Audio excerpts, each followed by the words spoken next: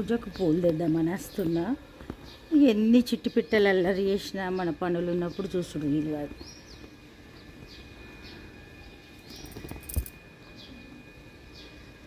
చూడండి, pink flowers అయితే భలే వస్తున్నాయి రికార్డు స్థాయిలో. అవి చూడండి, ఈ చెట్టు ఎంత బాగా వస్తుంది. ఈ పూలు తెంపుకొని మరి పూజ చేసుకుందాం. ఇక్కడ నువ్వుల చెట్టు ఉంది, నువ్వుల పూలు కూడా పూజ చేసిన. ఇక ఇంకా ఉన్నాయి కానీ ఇక మనకు 108 సరిపోయినాయి కదా అనుకున్నాయి. సరే, ఇప్పుడు పూలన్నీ తెంపుకుందాం మరి. ఈ శంకు పుష్పాలు కూడా పూసినాయి. చెట్టు మీద పిట్టలు అయితే అల్లరి చేస్తున్నాయి. ఇక మన నిత్యవారి పూజకు ఇవి సరిపోతాయి. తొందరగా పూజ ప్రారంభించాలి మరి. ఒక్కొక్క పని చేసేసరికి లేట్ అవుతుంది.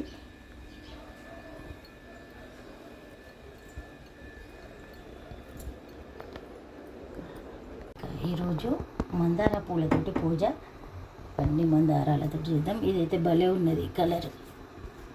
చూడండి, ఇదేమో రిక్క మందార, ఏమో గంధం కలర్, భలే ఉన్నాయి కదా.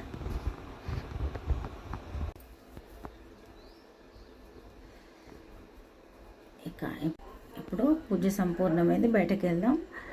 ఇక అగ్నిహోత్రం చేయాలి. ఈరోజు సండే, మరి పోయిన సండే రోజు ఏకాదశి పండుగ పోషమ్మ దగ్గరికి వెళ్ళినాం, చేయలే, అస్సలు వీలు కాలేదు. ఈరోజు చేయాలి, తొందరగా స్టార్ట్ చేద్దాం. ఇక ఈరోజు అయితే అగ్నిహోత్రం చేయంగా చాలా ఆటంకాలు వచ్చినాయి. ఆటంకాలు అంటే ఏం లేదు, ఎవరెవరు వస్తారు. ఇక 8 లోపల అయిపోతే అప్పుడు ఎవరు రారు. 8:30 అట్లా అవుతుంది. అంటే ఎండింగ్కి వచ్చినా కానీ ఇక 8:30 వరకు ఎవరెవరు వస్తూనే ఉంటారు. ఈరోజు అయితే అట్లా కొంచెం డిస్టర్బెన్స్ అయింది. ఇక ఎప్పుడు ఒకలాగా ఉంటుంది. హలో అండి, నేను అరుణానందగిరి. ఇక సండే ఇప్పుడే అగ్నిహోత్రం చేసి వచ్చిన తర్వాత మరి ఫాస్ట్గా అయ్యే బ్రేక్ఫాస్ట్ అంటే సేమియా ఉప్మా. ఇక నిన్న మామూలు ఉప్మా చేసిన, ఇక రోజు సేమియా ఉప్మా.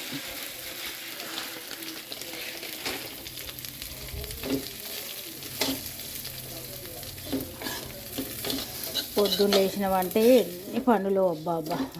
కానీ ఇవన్నీ కూడా చేయకుండా ఇంకా అంటే చేయకుండా బ్రతకగలం. కానీ ఒక్కొక్క మనిషికి కొన్ని ఇష్టాలు అనుకోవచ్చు. ఆ ఇష్టాలను కూడా మనమే కాకుండా దైవ నిర్ణయం కూడా కొన్ని ఉంటుందని అనిపిస్తుంది. కొన్ని చేసేటప్పుడు కొందరికి మనం అన్ని వస్తువులు ఇచ్చి పూజ చేసుకోమన్నా వాళ్ళకి అసలు ఇంట్రెస్ట్ ఉండదు అట్లా.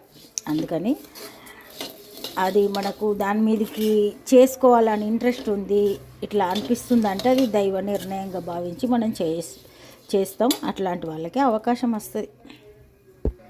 ఇంకా తర్వాత అగ్నిహోత్రం కూడా నేను అసలు యోగా క్లాస్కు నేను పోలేదు. నాకు మెడ స్పాండిలైటిస్ ప్రాబ్లం వచ్చినప్పుడు యోగా క్లాస్కి అటెండ్ అయినా. అప్పుడు అక్కడ అగ్నిహోత్రం వాళ్ళు చేయడం చూసి తర్వాత 2-3 సార్లు గురూజీ మన ఇంటికి వచ్చి చేసిండ్రు, యోగా మాస్టరు. తర్వాత ఇంకా మెల్లగా నేనే నేర్చుకున్నా.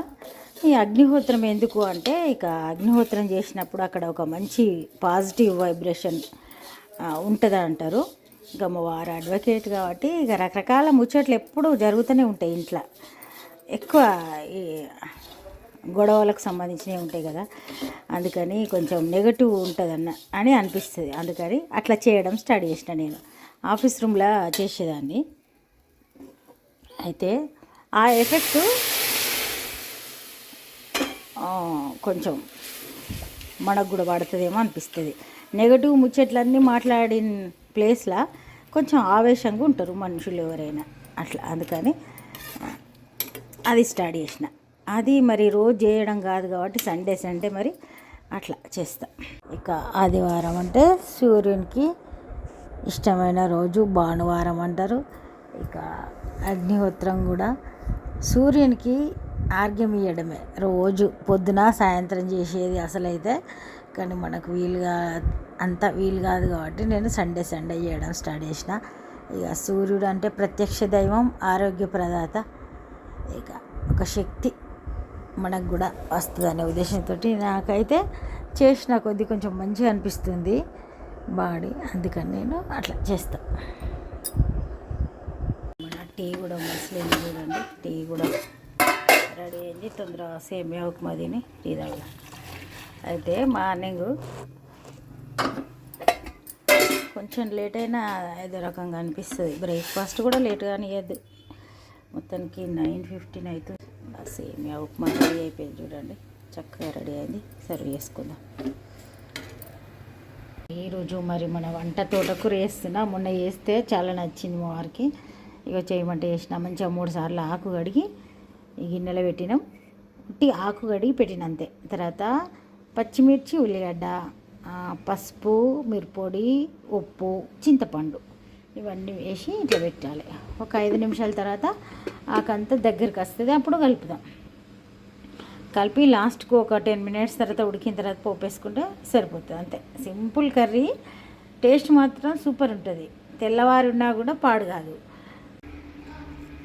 పొద్దుటి నుండి పక్షులు నేను ఇంట్లో ఉన్నప్పుడు కీ కీ అంటున్నాయి, ఇటు వచ్చేసరికి వెళ్ళిపోతున్నాయి. డోర్ సౌండ్ తీస్తే వెళ్తున్నాయి.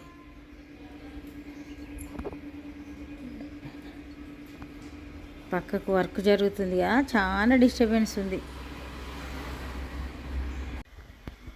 ఇక పగలు పాలు, అన్నం నైవేద్యంగా సమర్పించినాం. పాలు, అన్నం, వేడన్నం అయిన తర్వాత పాలు, అన్నం, చక్కెర వేసి నైవేద్యంగా సమర్పించినాం.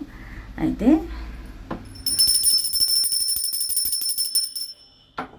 ఇక ఆషాఢ మాసం అందరు గోరింటాకు పెట్టుకుంటారు కదా.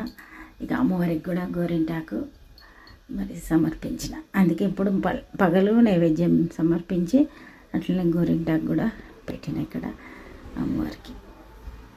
అదొక సంతోషం, చాలా సంతోషం అనిపిస్తుంది. అప్పుడప్పుడు అంటే మనం ఆషాఢంలో పెట్టుకున్నప్పుడు అలా కూడా అమ్మవారికి సమర్పిస్తే చాలా మంచిది అంటారు. ఇంకా శుక్రవారం అయితే ఇంకా మంచిది, అంటే తాంబూలం కూడా ఇస్తారు కదా.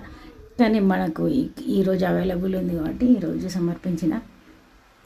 ఇక ప్రతిరోజు పూజ చేసుకోవడమే నిత్య పూజ. ఈ తోటకూర మంచి ఉడికింది. ఇక ఏదో ఒకటి వినుకుంటా వంట చేస్తా కాబట్టి ఇప్పటిదాకా ఉడకబెట్టిన, అటు అన్నం వండిన, తర్వాత పూజా రూమ్లో కూడా పాలు, అన్నం నైవేద్యం పెట్టొచ్చిన. వేడన్నంలా కొంచెం చక్కెర, పాలేసి నైవేద్యం పెట్టిన. ఇక ఇప్పుడు పోపు వేస్తున్నా. మనం కలగూరలా పోపు, సింపుల్ పోపు. ఇక చూడండి, ఒక 5-6 వెల్లుల్లిపాయలు దంచినాం. బాగా పేస్ట్లా కాదు, కచ్చపెచ్చగానే కొంచెం ముక్కలు అయ్యేటట్టు దంచితే అయిపోతుంది. ఇక ఎండుమిర్చి వేసినాం, తర్వాత జీలకర్ర వేసినాం. అంతే, అవి మంచిగా బ్రౌన్ రావాలి. వచ్చిన తర్వాత ఇక మునిపైతే ఈ మిరపగింజలను మనం చారులో పోపేసేటప్పుడు కంపల్సరీ వేసుకునేటోళ్ళు, కానీ ఇప్పుడు వేస్తలేను. ఒకసారి నాకు అది కన్నుకు పడ్డది, అప్పటి నుండి ఆ మిర్చి గింజలు వాడే బంద్ చేసిన నేను. సింపుల్ కలగూర, టేస్ట్ మాత్రం సూపర్ ఉంటుంది. ఇక కొంచెం పచ్చిమిర్చి ఉన్నాయి కాబట్టి ఈరోజు మిరప్పొడి తక్కువ వేసిన నేను, పచ్చిమిర్చి ఉన్నాయి కాబట్టి. చూడండి, ఇవి మంచిగా కొంచెం బ్రౌన్ రావాలి, వస్తేనే ఈ టేస్ట్ కరెక్ట్ వస్తుంది. ఎండుమిర్చి మంచి కలర్ రావాలి. అయితే ఇంకా తక్కువ ఆయిల్ తోటి కూడా వేసుకోవచ్చు. నేను ఈ మాత్రం వేసిన, ఇంకా తక్కువ ఆయిల్, ఇంత ఆయిల్ తోటి కూడా వేసుకోవచ్చు. ఇక ఇప్పుడు వెల్లుల్లిపాయలు దంచినవి ఇందులో వేసేసి పోపు ఆ కలగూరలు వేసుకొని 1 నిమిషం వేడి చేసుకుంటే సరిపోతుంది. సూపర్ కర్రీ రెడీ అయినట్టే, మంచి టేస్ట్ ఉంటుంది. ఒక్క కర్రీతోటి టోటల్ అన్నం అంతా తినచ్చు.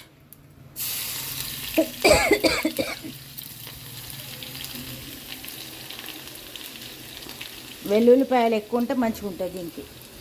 ఇది తీసుకెళ్ళి అందులేద్దాం. చూడండి, స్టవ్ బంద్ చేసిన నేను. ఈ చిమ్నీతోటి కూడా కొన్ని డేంజర్లు జరుగుతున్నాయి. ప్రతిదీ మనం కరెంటు వాడకంతో చేస్తున్నాం కాబట్టి అన్ని జాగ్రత్తలు చూసి చేయాల్సిన పరిస్థితి. మంచి సూపర్ స్మెల్ అయితే వస్తుంది. కొంచెం ఒక 2-3 నిమిషాలు వేడి చేసి బంద్ చేస్తే సరిపోతుంది. ఆ పోపు అంతా ఆల్రెడీ ఇప్పటిదాకా స్టవ్ మీద ఉన్నదే ఇది అట్లా. ఇక సూపర్ కర్రీ అనుకోవచ్చు. మంచి తోటకూర, ఫుల్ ఫైబరు.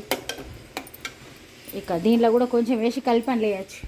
చాలామంది సరిగా అన్నమే తింటలేము, మస్తు కంట్రోల్లో ఉంటున్నాం, మేము ఎక్కువ ఫుడ్డే తీసుకుంటలేము అని అంటారు.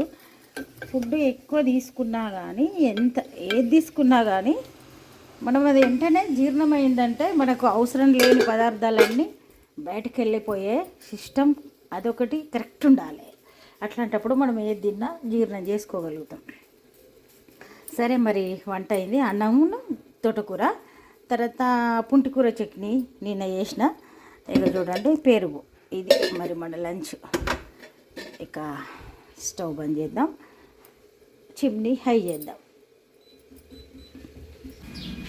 పైన చూడండి పిట్టలు అల్లరి చేస్తూ ఉన్నాయి.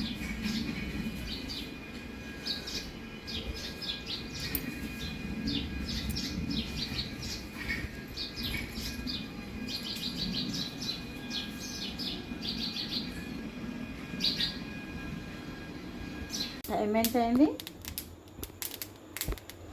హలో అండి, నేను అరుణానంద దగ్గర. ఇక నైట్లా ఇప్పుడే అన్నం అయింది, ఆమ్లెట్ కూడా తయారైంది. ఈరోజు మరి మార్నింగ్ తోటకూర చేసిన కదా, తోటకూర ఉంది. ఇక పాలు తోడేయడానికి వేడి చేస్తున్నా. ఫ్లాక్స్ సీడ్స్ అయిపోయినాయి, ఇంతకుముందే తెచ్చిన, ఇవి వేయిస్తున్నా. ఇందులో అయితే మనం ఫ్లాక్స్ సీడ్స్, కొంచెం సోంపు, తర్వాత ఈ వాటర్ మిలన్ సీడ్స్, ఇంకా గుమ్మడి గింజలు ఇవన్నీ ఉన్నాయి. చిట్చిట అంటున్నాయి. ఇవి మంచిగా ఫ్రై అయిన తర్వాత దీనిలో ఈ చక్కెర పలుకులు మీకు వేసుకుంటే వేసుకోవచ్చు, లేకుంటే లేదు. ఉన్నాయి కాబట్టి వేస్తున్నా, లేకుంటే వేయద్దు. అసలు వాటిగా వేస్ట్ అవుతాయి అన్నట్టుగా వేస్తున్నా నేను. అక్కడొకటి వచ్చేటట్టుగా వేయాలి. వేసి ఇవి మనం అన్నం తిన్న తర్వాత ఒక చిన్న స్పూన్ ఉంటుంది కదా, ఒక స్పూను అట్లా తింటూ ఉంటే అవిసె గింజలల్లో కానీ, ఈ గుమ్మడి గింజలు కానీ హార్ట్కు మంచిదని చెప్తుండ్రు. ఇక ఈ అవిసె గింజలలో omega-3 ఫ్యాటీ యాసిడ్స్ ఉంటాయి అంటారు. ఇక ఎన్నో రకాల రక్తం పల్సగా చేయడానికి ఉపయోగపడుతుంది అంటారు. ఇక అన్నిటి గురించి గూగుల్ సెర్చ్ చేసుకుంటే మీకు అన్నీ తెలుస్తాయి. ఫ్లాక్స్ సీడ్స్ అంటే మనకు వస్తుంది. ఇప్పుడు మా వారికి అన్నం పెడదాం. ఆమ్లెట్ కూడా రెడీ అయింది. చిట్చిట అంటున్నాయి కాబట్టి స్టవ్ బంద్ చేసి స్టవ్ మీదనే ఉండంగా అప్పుడప్పుడు ఇట్లా కలపాలి. ఇవి మామూలుగా ఇవన్నీ ఉన్నాయి కదా గుమ్మడి గింజలు, ఇవన్నీ కూడా కొంచెం వేడైతే ఇవి మంచిగా ఉంటాయి.